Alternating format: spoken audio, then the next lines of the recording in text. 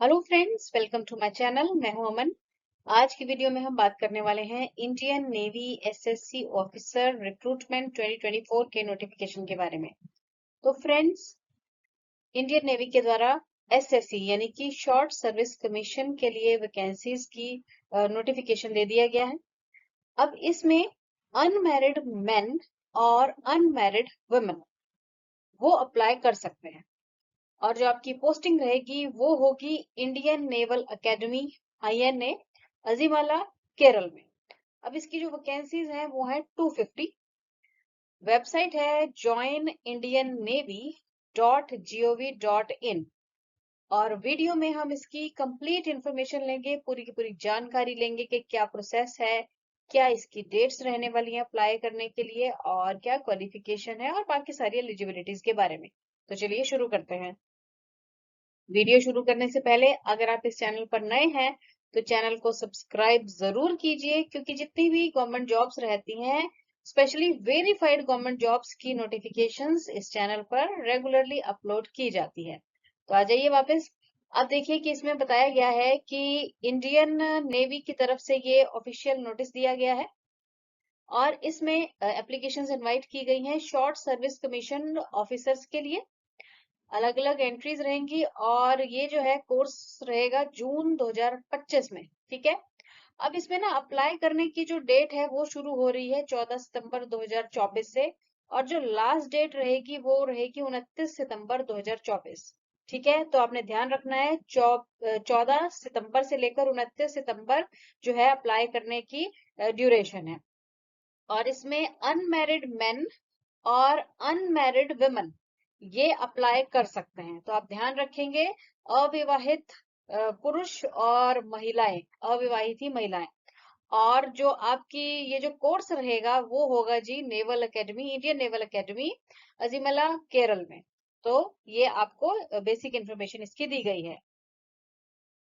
चलिए अब हम बात करेंगे कि जो एजुकेशनल क्वालिफिकेशन चाहिए, वैकेंसीज कितनी है और कौन कौन अप्लाई कर सकेगा और एज लिमिट के बारे में। तो सबसे पहले हम बात करेंगे एग्जीक्यूटिव ब्रांच में जो पोस्टें हैं।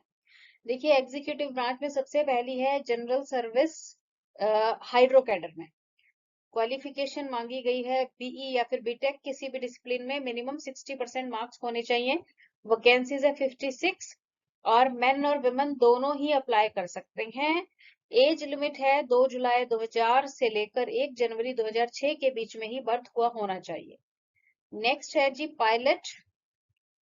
पायलट इसकी वैकेंसीज हैं 24। फिर है जी आपका naval air operation officer, vacancies हैं 21। एयर ट्रैफिक कंट्रोलर वैकेंसीज हैं 20। इन तीनों ही वैकेंसीज के लिए जो क्वालिफिकेशन है वो है BE या BTech हो 60% मार्क्स के साथ। और साथ ही साथ ये भी कहा गया है कि 10th और 12th में ना आपके मिनिमम 60% मार्क्स होने चाहिए है कम से कम, और इंग्लिश भी साथ में आपने पढ़ा हुआ हो। ठीक है, तो ये तीनों पोस्ट के लिए क्वालिफिकेशन है। मेन विमेन अप्लाई कर सकते हैं दोनों ही। और देखिए, एज लिमिट पायलट और नेवल एयर ऑपरेशन ऑफिसर के लिए सेम है, जो है 2 जुलाई 2001 से लेकर 1 जुलाई 2006 तक। ठीक है, जबकि जो एयर ट्रैफिक कंट्रोलर है ना, इसके लिए एज लिमिट दी गई है 2 जुलाई 2000 से लेकर 1 जुलाई 2004 तक। नेक्स्ट है लॉजिस्टिक्स की पोस्ट। तो इसमें वैकेंसीज तो 20 हैं, मेन वुमेन दोनों अप्लाई कर सकते हैं। और जो क्वालिफिकेशन मांगी गई है वो है BTech किया हो किसी भी डिसिप्लिन में फर्स्ट क्लास में, मतलब वही 60%। देन MBA हो या तो फर्स्ट क्लास में ही, या फिर BSc BCom BSc IT आपने फर्स्ट क्लास में किया है along with the PG diploma in finance, या फिर लॉजिस्टिक्स या सप्लाई चेन मैनेजमेंट या मटेरियल मैनेजमेंट पे। या फिर अगर MCA किया है, MSc IT किया है विथ फर्स्ट क्लास, तब भी अप्लाई कर सकते हैं। एज लिमिट है 2 जुलाई 2000 से लेकर 1 जनवरी 2006 के बीच में जन्म हुआ होना चाहिए। नेक्स्ट है नेवल आर्मामेंट इंस्पेक्टोरेट कैडर, NAIC।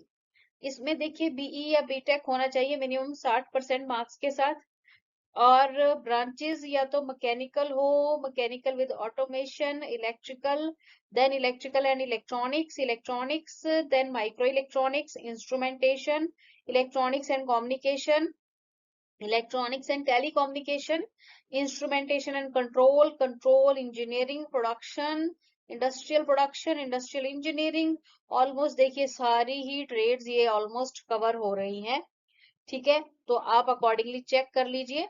और इसमें 16 पोस्टें रहेंगी, मेन विमेन दोनों ही अप्लाई कर सकते हैं। और एज लिमिट 2 जुलाई 2000 से लेकर 1 जनवरी 2006 के बीच में है। हाँ जी, अब ये जो यही पोस्ट है ना जिसकी हम बात कर रहे हैं NAIC की, इसमें ना अगेन 10वीं और 12वीं में आपके मिनिमम 60% मार्क्स होने चाहिए, इंग्लिश पढ़ा हुआ होना चाहिए एज सब्जेक्ट। नेक्स्ट है एजुकेशन ब्रांच। अब एजुकेशन में देखिए जो वैकेंसीज दी गई है ना, पहले जो एक कैटेगरी है इसमें कहा गई है जो क्वालिफिकेशन है 60% मार्क्स MSc होने चाहिए अगर आपने MSc मैथ्स या ऑपरेशन रिसर्च में किया है। ठीक है, विद फिजिक्स इन BSc में फिजिक्स भी पढ़ा है और 60% मार्क्स है तो अप्लाई कर सकते हैं। अगर MSc फिजिक्स और अप्लाइड फिजिक्स में किया है 60% मार्क्स के साथ विद BSc इन मैथ्स, ठीक है मैथ्स था BSc में तब अप्लाई कर सकते हैं। 60% marks in MSc chemistry with physics in BSc, ठीक है मतलब MSc तो केमिस्ट्री में है पर BSc में आपने फिजिक्स भी पढ़ा है तब अप्लाई कर सकते हैं। BE या BTech किया हुआ है with minimum 60% marks in mechanical engineering तब आप अप्लाई कर सकते हैं। इधर 8 पोस्टें रहेंगी इनके लिए, है ना। अभी ये जो तीनों MSc वाली थी इनके लिए 7 पोस्ट थी और मेन विमेन दोनों अप्लाई कर सकते हैं। एज लिमिट है 2 जुलाई 2000 से लेकर 1 जुलाई 2004 तक। जबकि जो ये BE और BTech वाली पोस्ट है ना मैकेनिकल इंजीनियरिंग की, यहाँ पे 8 पोस्टें हैं। और नेक्स्ट इसमें है अगर आपने BE या BTech 60% मार्क्स के साथ किया है और ट्रेड रही है आपकी electrical, electronics and communication engineering तब भी आप अप्लाई कर सकते हैं। नेक्स्ट है 60% मार्क्स अगर आपने MTech किया हुआ है, MTech में 60% मार्क्स हैं रिकॉग्नाइज यूनिवर्सिटी से, ठीक है। और डिसिप्लिन आपके कौन कौन से रहे हैं, MTech किया है आपने थर्मल और प्रोडक्शन इंजीनियरिंग और मशीन डिजाइन में, या फिर इन कम्युनिकेशन सिस्टम इंजीनियरिंग में, इलेक्ट्रॉनिक्स एंड कम्युनिकेशन इंजीनियरिंग में, देन VLSI और power engineering, power system engineering में तब भी आप अप्लाई कर सकते हैं। 8 पोस्टें हैं, मेन विमेन दोनों अप्लाई कर सकते हैं। और देखिए कि जो ये BTech वाली अगर आप BTech की अकॉर्डिंग अप्लाई करोगे ना तो एज लिमिट है 2 जुलाई 2000 से लेकर 1 जुलाई 2004 तक। और अगर MTech के अकॉर्डिंग करोगे तो 2 साल की रिलैक्सेशन मिल गई है, मतलब 2 जुलाई 1998 से लेकर 1 जुलाई 2004 के बीच में बर्थ हुआ है तो अप्लाई कर सकते हैं। नेक्स्ट है टेक्निकल ब्रांच, तो engineering branch service, general service है ये। BTech किया हुआ है अगर 60% मार्क्स के साथ मैकेनिकल इंजीनियरिंग में विद ऑटोमेशन, मरीन में, instrumentation production, aeronautical, industrial engineering, management control engineering, aerospace, automobiles, metallurgy, mechano mechatronics, then instrumentation and control में 36 पोस्टें रहेंगी, मेन विमेन दोनों अप्लाई कर सकते हैं। 2 जुलाई 2000 से लेकर 1 जनवरी 2006 के बीच में बर्थ हुआ होना चाहिए। उसके बाद इलेक्ट्रिकल ब्रांच है जो जनरल सर्विस में ही, इसमें देखिए BTech चाहिए 60% मार्क्स के साथ किया हो अगर आपने इलेक्ट्रिकल में, इलेक्ट्रॉनिक्स में, इलेक्ट्रिकल एंड कम्युनिकेशन में, इलेक्ट्रॉनिक्स एंड टेलीकम्युनिकेशन में, अप्लाइड इलेक्ट्रॉनिक्स एंड कम्युनिकेशन में, इंस्ट्रूमेंटेशन में, इलेक्ट्रॉनिक्स में, instrumentation control, applied electronics and instrumentation, power engineering या फिर पावर इलेक्ट्रॉनिक्स में 42 पोस्टें हैं, मेन विमेन दोनों अप्लाई कर सकते हैं। और मैक्सिमम 13 वैकेंसीज वुमेन के लिए रहेंगी। और बर्थ जो है वो 2 जुलाई 2000 से लेकर 1 जनवरी 2006 के बीच में हुआ होना चाहिए है। अब इसमें देखिए नोट दिया गया है कि ना इसमें जो फर्स्ट ऑफ ऑल तो बताया गया है कि जो आपकी जो वैकेंसीज है ना उनमें अगर चेंजेस है तो वो अकॉर्डिंगली ट्रेनिंग के स्लॉट्स के डिपेंड होगा, उसके अकॉर्डिंग वो की भी जा सकती है, उसकी आपको पूरी जानकारी दी जाएगी। अच्छा, उसके बाद बताया गया है कि जो सबमरीन आर्म के लिए बताया गया है कि मेल कैंडिडेट्स जो कि सिलेक्ट किए जाएंगे जनरल सर्विस वाले, जनरल सर्विस इंजीनियरिंग और इलेक्ट्रिकल में, वो वॉलंटियर कर सकते हैं सबमरीन आर्म में भी। ठीक है, तो वो डिपेंड करेगा वैकेंसीज और सर्विसेज की रिक्वायरमेंट के हिसाब से। उसके बाद यहाँ पर बताया गया है कि इवेंचुअल सिलेक्शन जो है वो अकॉर्डिंगली सबमरीन में भी हो सकती है। ठीक है, तो वो डिपेंड करेगा, वो आपको सारी जानकारी दी जाएगी। मतलब ये सबमरीन आर्म में भी आपकी पोस्टिंग हो सकती है, तो ये बताया गया है।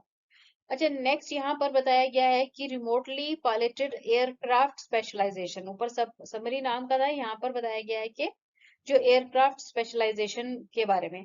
तो देखिए, कैंडिडेट्स जो कि GSX में सेलेक्ट हो जाएंगे ना, तो उन्हें जो है यहाँ पे RPA यानी कि रिमोटली पायलटेड एयरक्राफ्ट स्पेशलाइजेशन के लिए भी तैयार किया जाएगा, depending upon the medical fitness and service requirement. उसके बाद सिमिलरली मर्चेंट नेवी पर्सनल के लिए भी सिमिलर बताया गया है। अब देखिए कि ये अलग अलग आर्म्स में बता दिया गया, सबमरीन आर्म में, then remotely piloted aircraft specialisation और मर्चेंट नेवी पर्सनल के अकॉर्डिंग। तो आप जहां पर मेडिकली फिट होंगे अकॉर्डिंगली वहां पे आपको जो है अप्लाई, मतलब पोस्टिंग वहां पे अकॉर्डिंगली हो सकती है। चलिए, अब इसमें again commercial pilot licence holders के लिए भी कुछ बताया गया है कि कैंडिडेट्स जिनके पास कमर्शियल पायलट लाइसेंस है और जिनका जन्म 2 जुलाई 2000 से लेकर 1 जुलाई 2006 के बीच में हुआ है, तो वो भी पायलट एंट्री के लिए एलिजिबिलिटी उनकी बनती है, अप्लाई कर सकते हैं। देन NCC जो कैंडिडेट्स हैं, उन्हें 5% का रिलैक्सेशन भी मिलेगा कट ऑफ में, तो वो भी अप्लाई करें, उनके लिए बेनिफिट रहेगा। चलिए, अब है कि कौन कौन लोग अप्लाई कर सकते हैं। तो देखिए, वैसे तो हमने ये जान लिया कि अगर आपका ग्रेजुएशन या पोस्ट ग्रेजुएशन है या फिर फाइनल ईयर में है और मिनिमम 60% मार्क्स आपके बन रहे हैं, CGPA 60% या अबव बन रहा है, तो आप अप्लाई कर सकते हैं। ठीक है, या फिर अगर आपने कर ली है डिग्री, तब भी आप अप्लाई कर सकते हैं। नेक्स्ट यहाँ पे बताया गया है कि ओनली वन एप्लीकेशन, मतलब एक ही एप्लीकेशन आप अप्लाई करेंगे। ठीक है, ज्यादा के लिए नहीं अप्लाई करेंगे। देन देखिए, मेडिकल स्टैंडर्ड्स जो है वो चेक करके ही आप अप्लाई करेंगे। उसके बाद यहाँ पर बताया गया है कि अपनी जो भी ब्रांच है उसके अकॉर्डिंग ही आप अप्लाई करेंगे। देन किसी भी और ब्रांच के लिए ना करें, उससे क्या होएगा कि आपकी रिजेक्ट हो जाएगी। उसके बाद यहाँ पे पायलट के अलाउंसेस बताए गए हैं, 31,250 will be admissible to the candidates post successful completion of the training. और यहाँ पर मेडिकल स्टैंडर्ड्स जो हैं वो एप्लीकेबल होंगे, तो इसका आपने ध्यान रखना है। नेक्स्ट यहाँ पर देखिए, मेडिकल स्टैंडर्ड्स और relaxation in height and weight और टैटू के बारे में भी थोड़ी जानकारी दी गई है।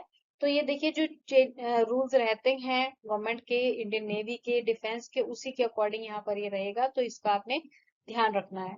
और आगे जॉब का टेन्योर बताया गया है, 10 ईयर जो है मिनिमम रहता ही है इसका टेन्योर, जो कि एक्सटेंडेबल रहता है और भी मैक्सिमम 4 साल और डिपेंडिंग अपॉन ये करेगा। मतलब मिनिमम जो है 10 ईयर आपका रहेगा ही जॉब का टेन्योर, उसके बाद जो है एक्सटेंड भी हो सकता है। नेक्स्ट है जी, आपका सिलेक्शन प्रोसेस कैसे होगा।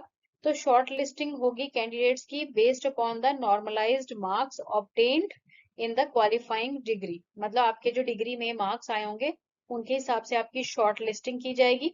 Marks obtained by the candidates in qualifying degree will be normalized by using the formula mentioned in the join Indian navy website. अब देखिए, इनकी जो वेबसाइट है उस पर इसका फॉर्मूला दिया गया है, उसके अकॉर्डिंग जो है आपकी मतलब कन्वर्जन होगी CGPA वगैरह की, और उसके हिसाब से आपकी जो है सिलेक्शन होगी। तो अब इसमें सेम, मतलब देखिए, चाहे आपने BE BTech किया उसके अकॉर्डिंग अप्लाई करेंगे, पोस्ट ग्रेजुएट किया है तो उसके अकॉर्डिंग करेंगे।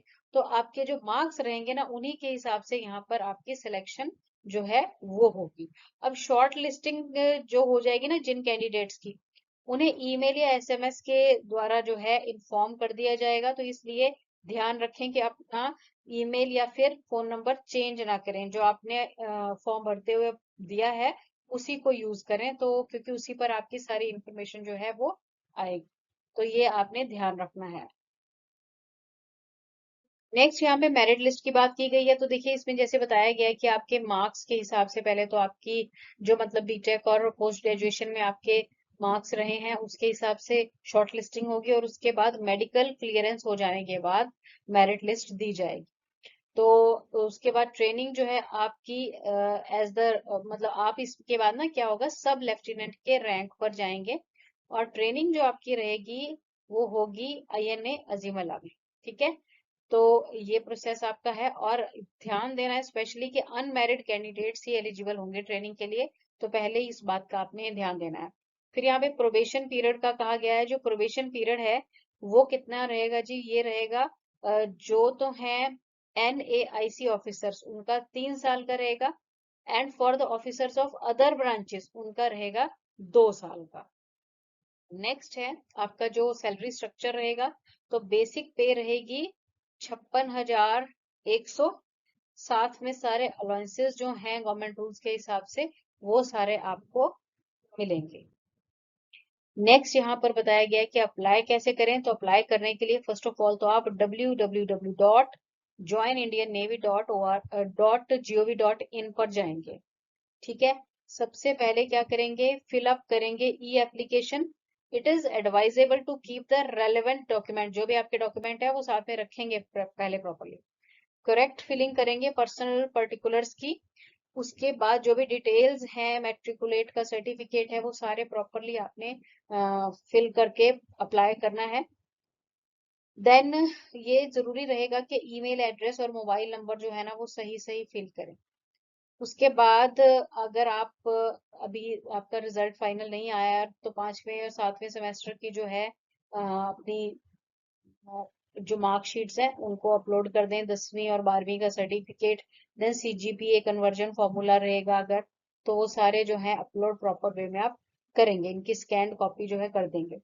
इफ एनी स्कैन कॉपी जो है नहीं एलिजिबल लगी, रीडेबल नहीं लगी, तो एप्लीकेशन जो है आपकी रिजेक्ट हो सकती है, तो इसलिए ध्यान रखेंगे ये सब जब आपने अप्लाई करना है।